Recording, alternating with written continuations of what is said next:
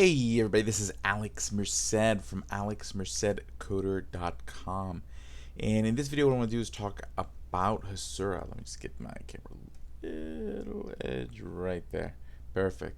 Now, Hasura is a platform that I did a video on like probably a year and a half ago, and I thought it was really cool. I took a look at it again a couple days ago, and there is a lot of new features. A lot of really cool stuff, a whole hosted platform, all these cool things that I figured it was time to revisit and show you what the platform can do.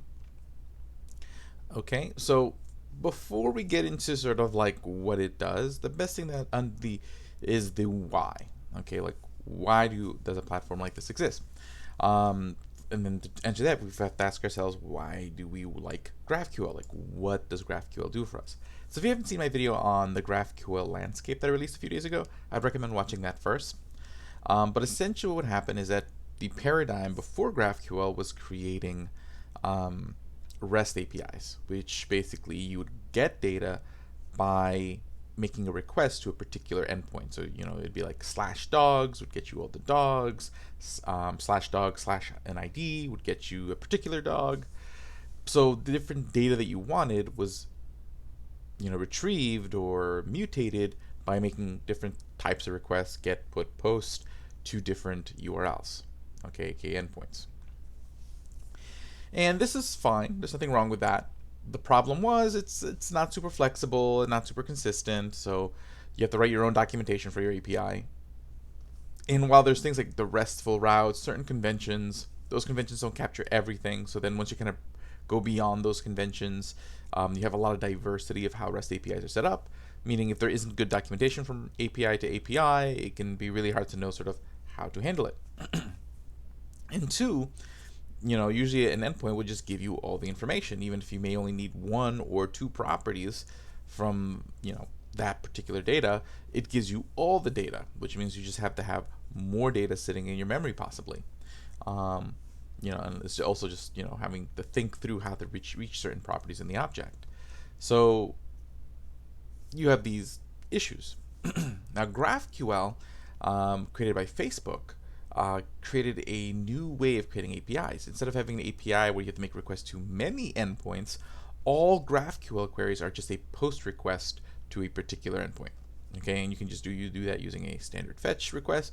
What makes it different is that instead of having many endpoints, you make a post request to a set URL, and then you use this query language, GraphQL, graph query language, and you send a string that says, I am either looking to retrieve this information, a query, or I'm looking to manipulate or mutate this particular information by creating it, updating it, deleting it, and that'd be referred to as mutation.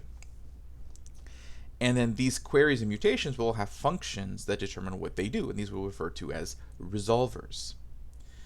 And the beauty of this is you only have one endpoint, so you only have to worry about one URL. And that query string not only allows you to specify what you're trying to do, but allows you to specify what data you want back from its return value. Okay, so that function can then, that resolver, that query mutation can then resolve an item, an array of items, and then you can specify whether you need one or more of the properties included in it. And also when you create these GraphQL schemas, because you have to do a lot of typing, they can self-document. So documentation is never lacking. Okay, so again, GraphQL brings a lot to the table that makes it really easy to consume the API for that front-end developer. Now, where the pain point always was actually creating the API, having to type out all these types, create all these resolvers, organize them in the right way. The actual sort of assembly of the API was, if you see my videos on building an API with Apollo server, not the worst thing in the world, but certainly tedious. And that's where Hasura comes in. What Hasura does makes it where you can connect their platform to your data source, and a GraphQL schema is automatically generated. And actually, since their inception, they've added the additional ability to actually generate a REST API as well. So if you really enjoy using REST APIs, they can auto-generate that for you too. But you also get the benefit of a GraphQL API. That's sort of like their bread and butter. Cool. So now that we know what they do, they automatically generate a API for us. So that way we don't have to do code all that stuff ourselves. So let's get started, because apparently we can get started in 30 seconds. So I'll click Get Started, and I will connect through my GitHub. Okay, and see, I already have this project here, so you can have as many projects as you want. Like if I go back to Hasura.io, just so you can see the pricing. Okay, pricing. There is a free tier, so there's no risk in trying this out. It's pretty cool. Okay, I mean, it is limited, 1 gigabyte of data, and you have, 60 requests per minute. But again, that's enough for you to get started, develop your app, and then you can always just upgrade to one of these other tiers. And there's a lot more other features and breakdowns you can kind of see here. I'll let you do that on your own. But yeah, okay, so here I have a project. Okay, and then this is essentially the URL right here. So essentially, if I wanted to test out this API or make a request to this API, this is the URL. And this is the administrative secret, which I'm sure is used for certain administrative tasks. Okay, so I'm launching the console for this particular project. Okay, so again, there's the URL. I'll see what happens if I visit the URL.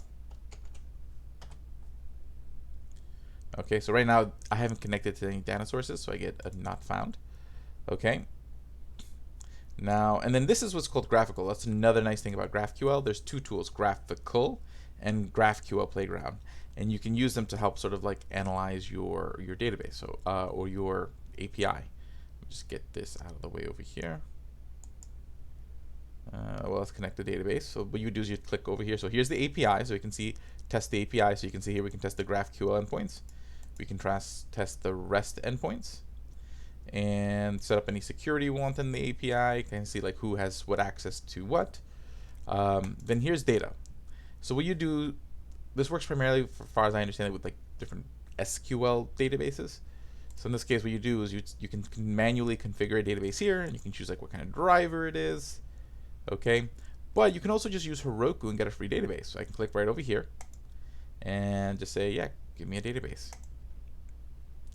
And I'll just connect my Heroku account. Yep, go for it, do your thing. And now it's creating a database, installing Postgres, getting database URL. And there we go. So that is done. Now I have a database. And the beauty of that is, it's doing the thing, there we go. Cool. And again, I can connect multiple databases.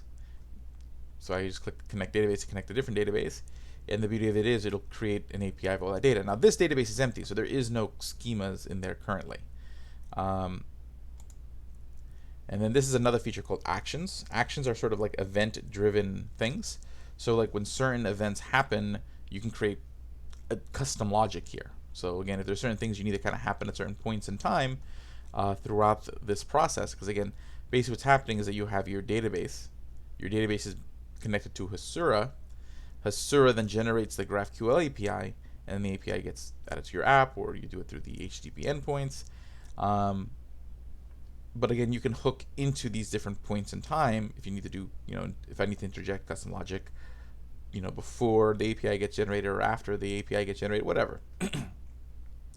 I haven't played with this in particular, but again, having the ability to hook into different events in any platform can always prove to be pretty useful. Remote schemas. Okay, so I'm assuming here's where we can add a schema. So let's take a look here. Let's click on add.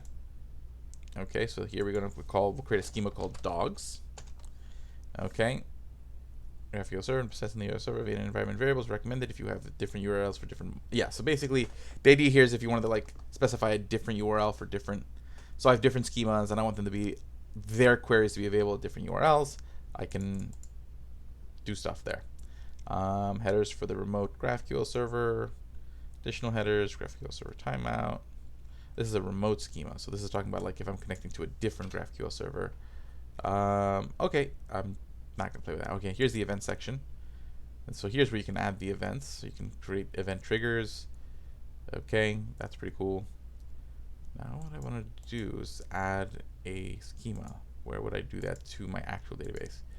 Oh, I think it's right here. So let's go to databases 1. See what's here. Getting started. Here we go. Create a schema. So let's enter a schema called dog.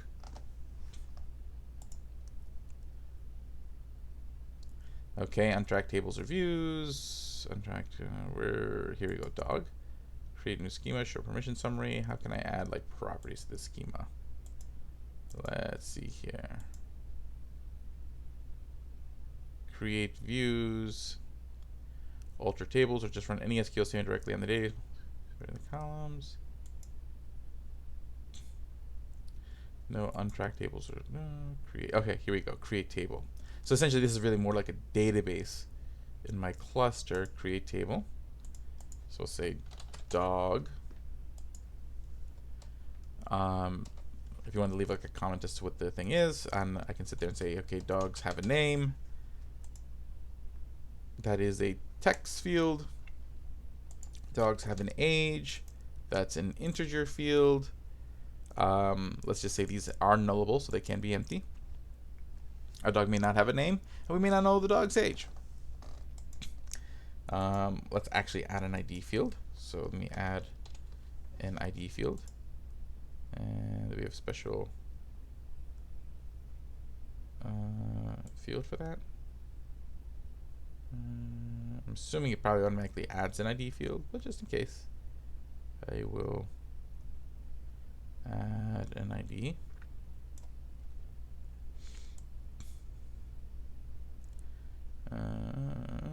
Seeing what my choices are.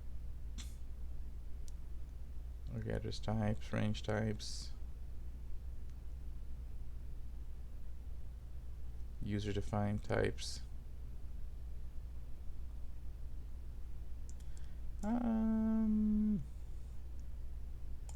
Primary key.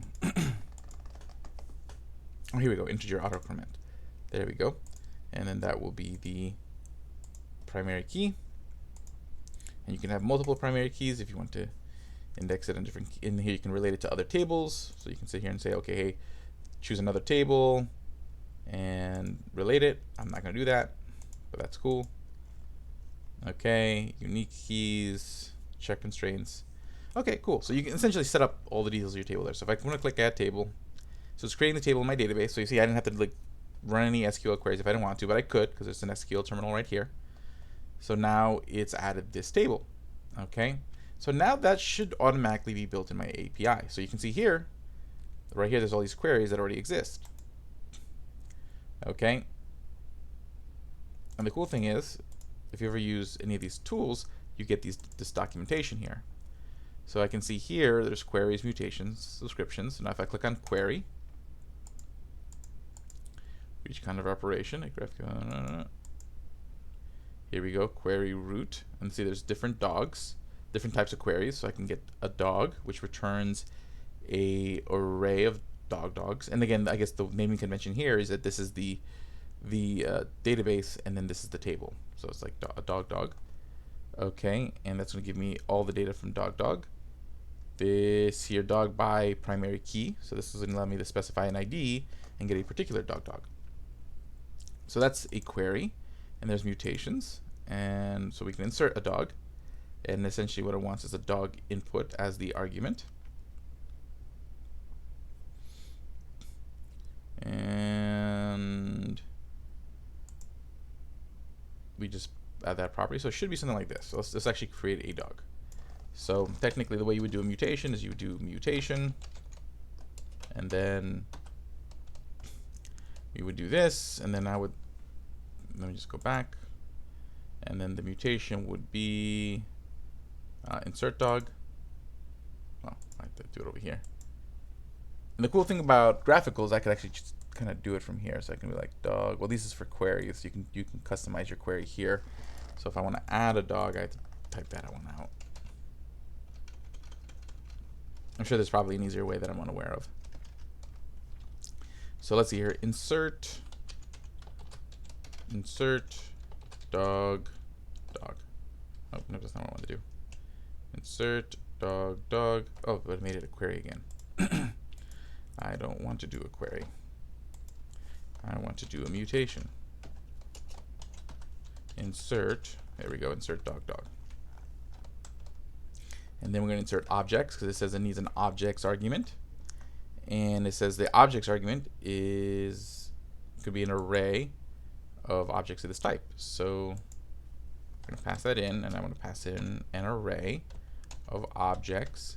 I'm just going to pass it 1, and that dog's going to have a name of Spot and age of 5, and then the ID should automatically be generated. And then what I want to do is, then let's take a look at the response. Okay, affected rows. I really only want the returning property from it.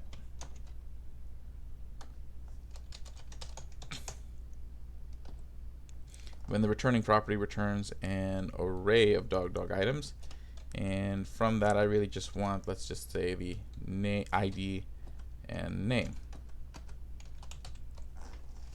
Okay, and with that, looks like that's everything I need. I don't see any like errors or red lines.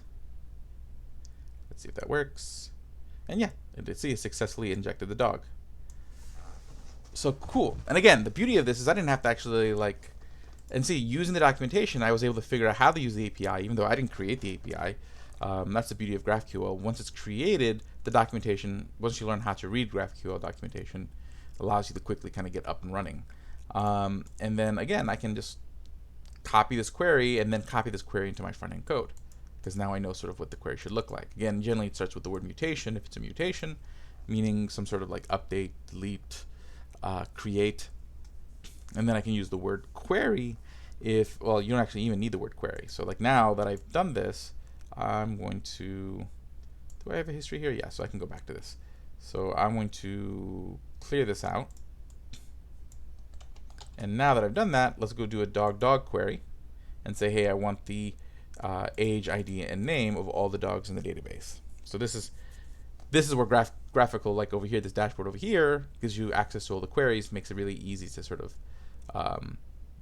create the query that you need. I'm going to just say I want all the dogs, age, ID, name. I hit play. And then I can see here, this is the return value of that query. Okay.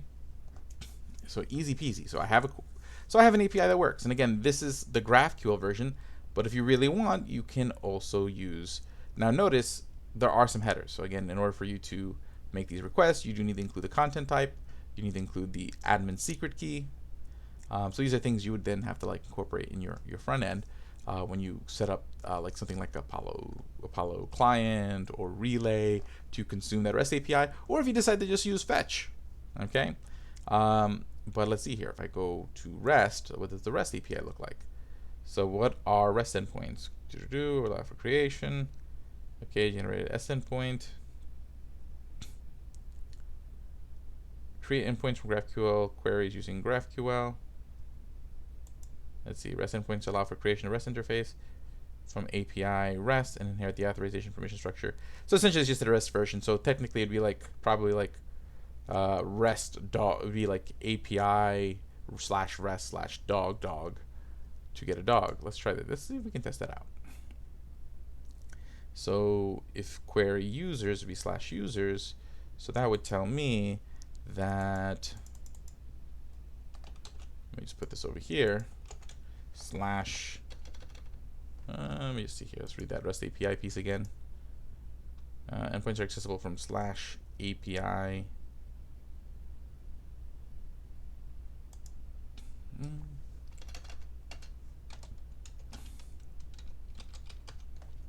/REST /dog. Okay, I don't think that's necessarily the right URL.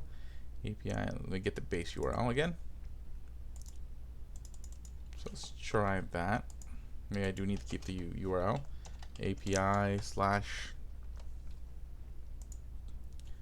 and then again it's dog. Because if it's, yeah. So dog. Or maybe it's really just that. Nope, that's not it either. Get users. We have a little bit more documentation on using the REST endpoints. So let's see here. API REST. Okay, simple URLs, API RESTs.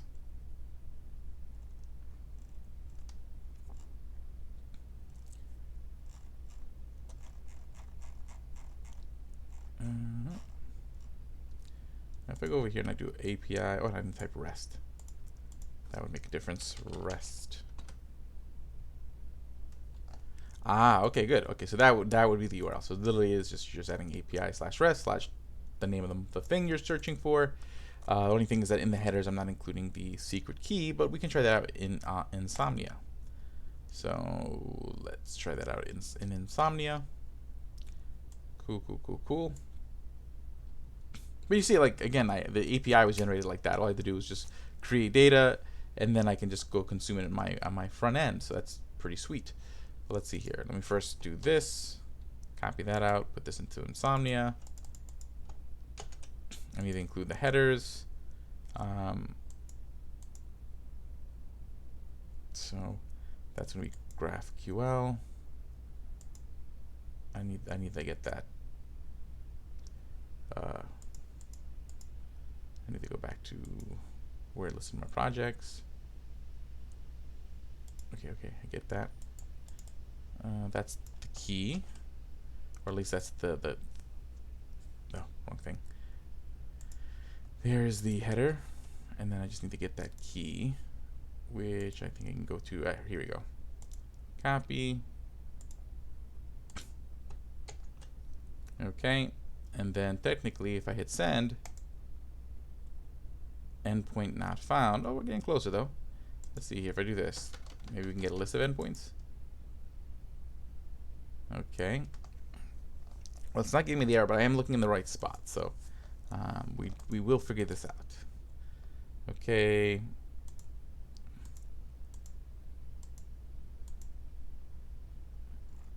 Let me see if there's any guidance here on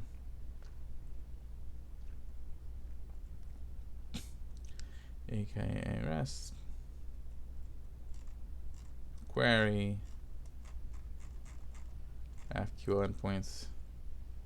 I mean, again, it's probably just easier to use the GraphQL endpoints because that's kind of the point. But still nice to know that we can do this. So again, let's try this. Is it maybe if it's case sensitive? Dog. No. What if I do dog? What if I do dog/dog? No. Wait, now that I think about it, I did see something about Swagger. So where's that Swagger endpoint? Swagger is something that auto documents REST APIs. So in that case, we can see the auto documentation there. Okay. For admin, open API 3. Okay, so we have to do this, but how can I access that as admin?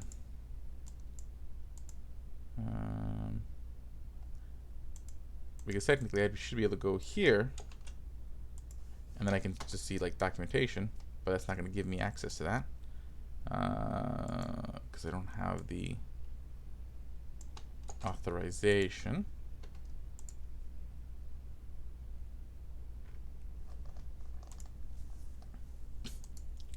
So it says I need to put the X Hasura row admin. So let's try adding that to the headers.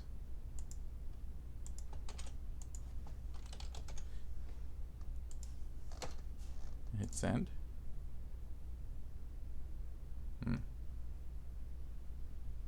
Doesn't like that.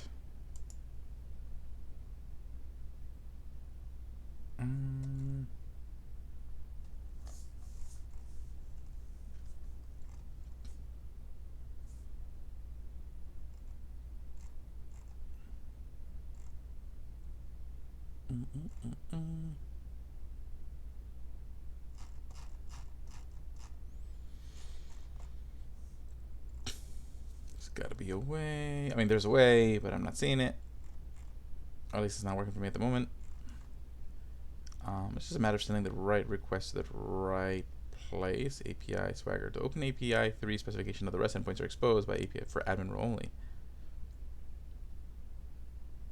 For more details, click here. Is there a way I can access the Swagger from here? That would be cool.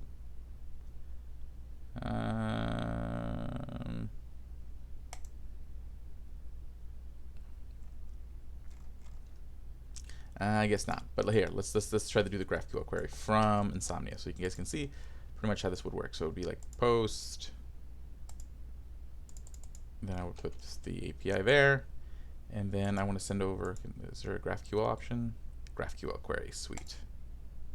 Yeah, that's fine. Okay, and then I can copy over the GraphQL query to Insomnia and hit send. And see, I get the data back. It works. Okay, so basically making the GraphQL queries is pretty straightforward. Okay, but that's it. That's a cool thing. That's what's cool about Hasura. Again, I can create more data models for anything that and create them related and make sure that they're related inside my data types. I can again switch. Let's just actually take a look here in actions. What happens when I try to create an action?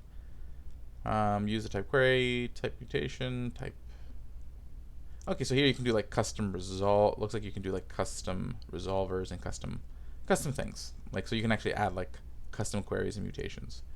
Remote schemas. Again, that's if you want to connect some other GraphQL schema somewhere else, so that way you can use that. And then events. Let's see here. The trigger name. You have to first, I guess, you have to create the triggers. Or this is creating a trigger, and it's like when something happens on a particular database, then you're creating a URL. A webhook URL, specifying the webhook URL via an environmental variable is recommended if you have different URLs. With payload on configured events. Okay. This in the columns for update. So yeah, so you can say, hey, when this happens in my database, it triggers, and then you can go back and get certain data, I guess, using this webhook. That's cool. And then this is just an overview, so you can see like what's going on with your database. So again, a lot of cool features. Again, I'm just taking a quick look at it since I haven't looked at this in a long time. But overall, I'm liking where things are going. And again, when it comes to making a GraphQL API, it doesn't get much easier than this. And then you just have to consume it on the front end. So I'll leave it at that. My name is Alex Merced from alexmercedcoder.com. Have a great day and enjoy.